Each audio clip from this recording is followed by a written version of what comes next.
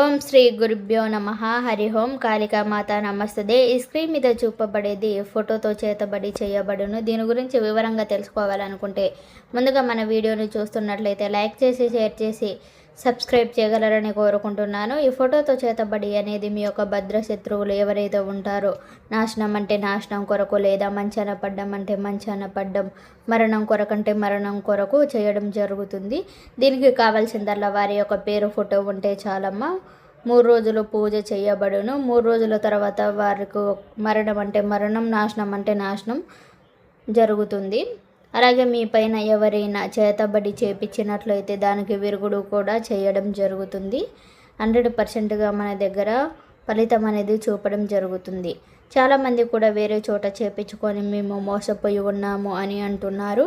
అటువంటి బాధ మీకు ఏం అవసరం లేదమ్మా. ఇక్కడికి వచ్చి కూడా చేపించుకోవడం జరుగుతుంది. ధన్యవాదాలు.